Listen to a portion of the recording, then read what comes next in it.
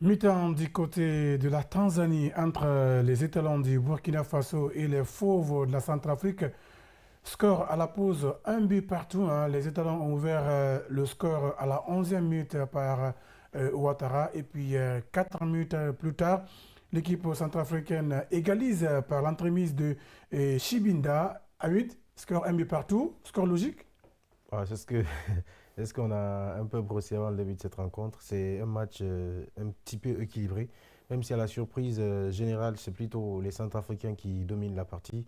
Je pense qu'avec un peu plus de lucidité, ils sont capables encore de créer plus de difficultés à ces Burkinabés en seconde période, qui enchaînent quand même pas mal de déchets. Et coach, tactiquement, quel est le schéma que ces deux équipes ont pratiqué pendant cette mi-temps et ça a été profitable à qui, à votre avis? Bon, moi, je pense que les deux équipes jouent avec des attaques placées. Euh, Même si le Burkina a marqué sur un coup de pied arrêté, euh, ils ont eu quand même des occasions sur des attaques rapides, surtout à l'occurrence du numéro 7 de cette équipe de Burkinabé. Et puis la Centrafrique aussi qui a mis la semelle sur le ballon, qui joue derrière jusqu'à devoir arriver au milieu de terrain comme le Burkina étant bien en place sur le plan défensif. Ils ont profité sur des espaces pour exploiter les attaques rapides pour pouvoir Mais voilà, c'est une des caractéristiques connues de cette équipe de la Centrafrique qui joue beaucoup physiquement. Après, ils ont aussi une très forte présence au milieu de terrain. Ça fait que les Burkinabés ont du mal à lier, hein, à faire la liaison entre le milieu de terrain et l'attaque. Donc ça, ce n'est pas anodin. Je pense que ça fait partie des plans mis en place par le coach de la Centrafrique. Et en seconde période, comme je l'ai dit, s'ils ajustent un peu plus voilà, les gestes devant, je pense qu'il y a possibilité. Parce qu'on a vu en première mi-temps, il y a eu quelques situations qui auraient pu bien finir, mais dans la conduite de balle, le joueur a laissé le ballon derrière. Je pense que c'est des situations qui auraient pu finir très mal pour les Burkinabés. Donc en seconde période, on verra. Celui qui commettra certainement moins d'erreurs s'en sortira. Mais en face, l'équipe centrafricaine va aussi souligner qu'ils vont très vite, ils vont rapidement vers l'avant. Donc au Burkinabé de faire très attention, sinon ils risquent de dire très tôt au revoir à la compétition. Mais coach, en parlant de ce match, hein, tactiquement, qu'est-ce que ce match peut apporter en deuxième période? Est-ce que vous pensez qu'il faut continuer avec le même schéma ou encore il faut changer de part et d'autre pour bon, continuer? bon, le schéma, bon, c'est vrai, on parle de schéma, mais c'est l'animation qui compte. C'est D'accord. l'animation qui compte, l'intensité dans le jeu, c'est ce qui compte sur le plan offensif ou sur le plan défensif. Moi, je pense que c'est pas par rapport au schéma que. Mais non, non. On peut jouer en 4-3-3 et puis l'animation, on se retrouve avec 4 ou 5 devant. Hein. Donc ça dépend de ces animations-là. Mais il faut que le Burkina mette beaucoup plus d'intensité dans le jeu pour pouvoir déséquilibrer cette équipe de la Centrafrique. Mais bon, il ne faut pas oublier non plus, vous savez, des équipes comme ça, la Centrafrique, la Tanzanie, l'Ouganda, ainsi de suite, ce sont des équipes premières, c'est des équipes nationales. Quand tu prends le Burkina, les locaux jouent rarement en équipe nationale, c'est une affaire de professionnels. Et surtout que le championnat de Burkina, je n'ai pas dit qu'il n'est pas bon, mais bon, c'est pas un bon niveau par rapport, par exemple, chez nous, par rapport à la Centrafrique. Tout ça, ça compte parce que c'est les meilleurs championnats qui se retrouvent au CHAN. Je pense que il faut que le Burkina mette beaucoup plus d'intensité pour pouvoir déséquilibrer cette équipe de la Centrafrique, surtout sur les côtés. Bien, en tout cas, à ce rythme, Hamid, hein, vu que le Burkina avait perdu hein, son premier match contre la Tanzanie, le Burkina doit faire beaucoup plus d'efforts pour essayer de gagner cette rencontre, parce que même un nul, ça va être très compliqué pour la suite de la compétition. Absolument. Et surtout faire des efforts, ça c'est évident, parce qu'il reste encore 45 minutes. Mais surtout être blindé en défense. Vous avez vu, au bout de 4, ils marquent Oui, il marque à la 11e et puis à la 15e minute, ils prennent ce Au but. bout de 4 minutes, ils encaissent un autre but. Déjà, ça fait le troisième but encaissé dans la compétition. Je pense que ça, ce n'est pas un bon signe. Dans un groupe où on sait très probablement que les différences de buts vont compter pour départager les équipes à la fin de ces phases de groupe-là. Donc je pense que fournir des efforts devant, c'est bien, créer des choses, mais défensivement surtout, il faut essayer de blinder suffisamment. Donc devant aussi, on a besoin de plus de justesse technique. À part Nasser qui a été très juste devant le but, le set dont il a parlé, c'est un gamin qui se débrouille très bien, qui est très technique. Donc je pense que si lui, il prend le jeu à son compte et qu'il envoie certains services à l'attaquant Nasser Ouattara de Vitesse FC, ça va permettre à cette équipe du Burkina peut-être de reprendre les avantages dans cette rencontre. Mais ce n'est pas chose aisée parce que comme on le dit, la Centrafrique joue aussi regroupée, mais joue rapidement surtout.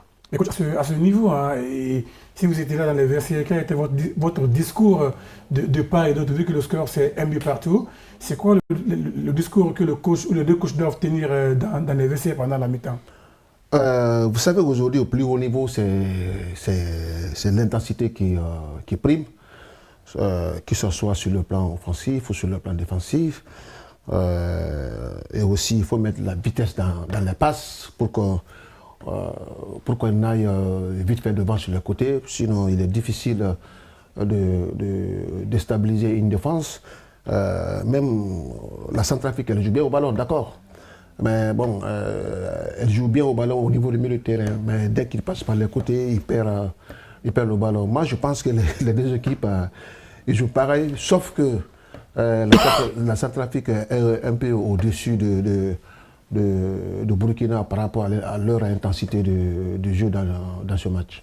Bien, en tout cas, pour le moment, le score c'est un but partout. Hein, on l'a dit, les Burkinabés ont ouvert le score à la 11e minute et 4 minutes plus tard, égalisation de l'équipe de la Centrafrique.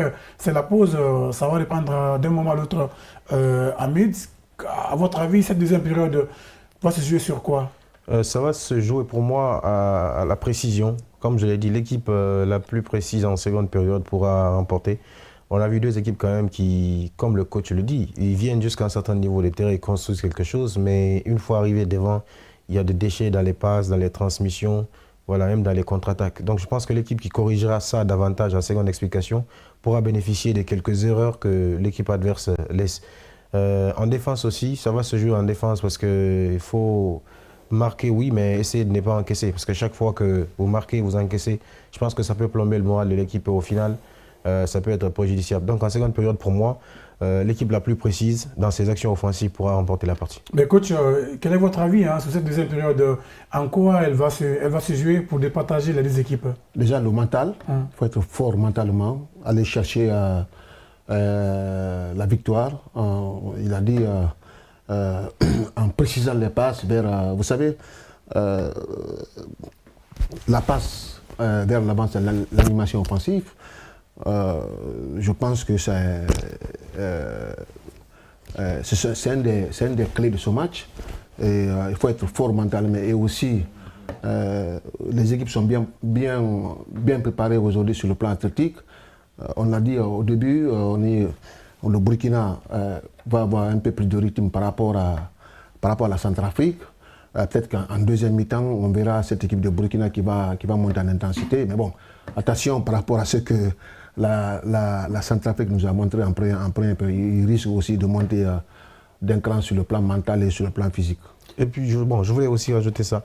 Je pense qu'on verra aussi à l'œuvre les entraîneurs pendant cette seconde explication. Parce que j'imagine que chacun a pris note de ce qui n'a pas bien marché pendant la première explication. Maintenant, voilà, celui qui réussira aussi à faire les changements justes pourra peut-être prendre le dessus sur son homologue. Parce que ça peut se jouer parfois à ça. Oui. Il y a 2-3 joueurs, par exemple, qui ne sont pas dans le même tempo ou des postes où ça ne va pas vraiment. Je pense que les entraîneurs sont capables de faire des petites rectifications à ce niveau-là et voilà, changer totalement le cours du jeu. Est-ce que vous êtes surpris de la performance de l'équipe de la Centrafrique qui est quand même à sa première participation à cette compétition face à une équipe quand même expérimentée qui est à sa 4e participation au CHAN? Bon, niveau technique, je peux dire oui. Je ne m'attendais pas à ce qu'il soit aussi juste techniquement, construire de jeu rapidement et ainsi de suite. Mais niveau physique, ça non, je ne suis pas surpris par l'intensité qu'ils mettent, par l'engagement qu'ils mettent. On a eu les échos du match qu'ils ont repéré face à la Guinée. C'est une équipe très engagée. Face au Cameroun, pendant les éliminatoires, c'était pareil.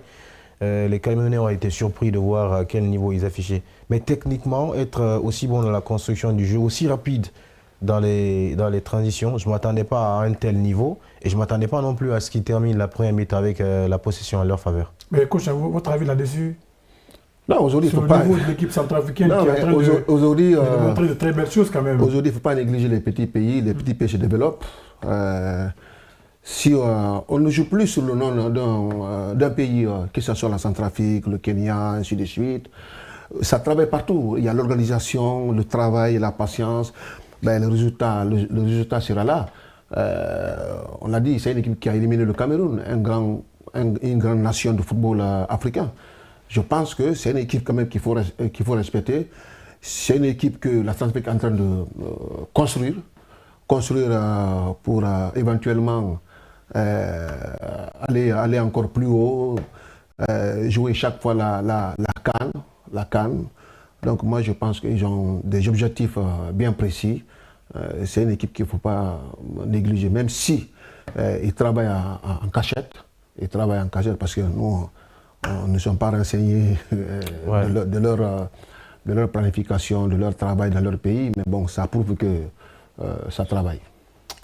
Parfois, comme il le dit, parfois leur club se qualifie par exemple pour les phases préliminaires de la Ligue des Champions ou de la Coupe CAF.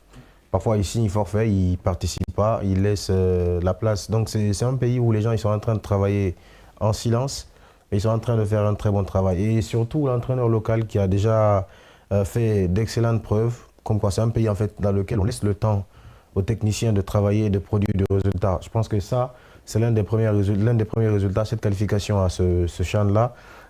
Au niveau A aussi, comme le coach l'a dit, c'est des équipes qui ont pratiquement les mêmes équipes au niveau local et au niveau A. Je pense qu'ils sont en train de partir petit à petit dans quelques années. Je pense qu'ils vont complètement changer de catégorie en Afrique. Mais est-ce qu'au vu de leur prestation au bout de 45 minutes, vous voyez cette équipe centrafricaine créer par exemple la sensation dans cette poule A5, passer pour les quarts de finale par exemple? Oui, sur ce qu'ils ont montré, pour moi, oui, il y a carrément de la place pour aller d'abord s'imposer dans ce match-là, parce que eux, c'est leur première sortie.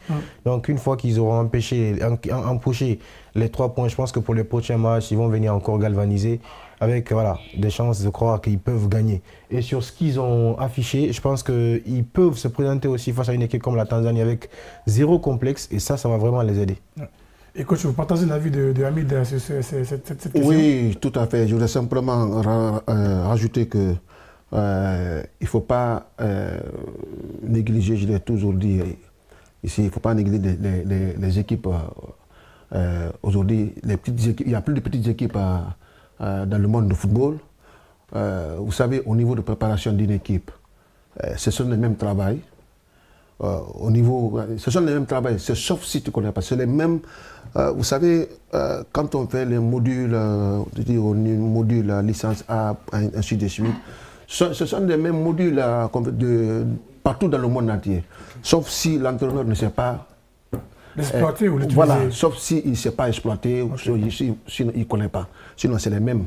Donc, quand vous rencontrez une équipe, sache que c'est une équipe qui est prête physiquement, ou qui est prête sur le plan mental, ou qui est prête sur le plan technique, ainsi de suite. Alors, on trouvera rarement, il y aura des erreurs dans une équipe ou dans une compétition, mais trouver une mauvaise équipe aujourd'hui dans le monde du football, c'est très rare. Donc, il faut respecter des équipes qui sont qualifiées, qui jouent la phase finale, surtout, ils ont battu les grandes nations de football. La Centrafrique, il ne faut pas les négliger. On a vu à la CAN Côte d'Ivoire ce que ça a donné. Il y a eu beaucoup de surprises quand même. Il y a eu beaucoup de surprises. Surtout, oui. Voilà. Donc, ça va être pareil aussi. Donc, il ne faut pas enterrer la Centrafrique. C'est une très bonne équipe. D'accord. En tout cas, on verra tout ça, Hamid et Bangoura. On verra au cours de la deuxième période qui va démarrer dans sous peu. On voit déjà les deux formations qui sont en train de se préparer pour la reprise de cette seconde période. Hamid, vous pronostiquez en faveur de qui entre ces deux formations pour la victoire finale? Je pense que le cœur va un peu l'emporter, le cœur ouest-africain. Donc je vais pour le Burkina. Le Burkina Faso, chez vous. Bon, moi, mon statut ne me permet pas de pronostiquer quoi. D'accord. Voilà. D'accord. En tout cas, on va repartir du côté de la Tanzanie pour suivre la deuxième période entre les étalons du Burkina Faso et puis l'équipe des Fauves de la Centrafrique. Pour le moment, le score à la pause, c'est 1 but partout. On sera là en deuxième période pour débriefer toute cette deuxième partie avec mes deux consultants.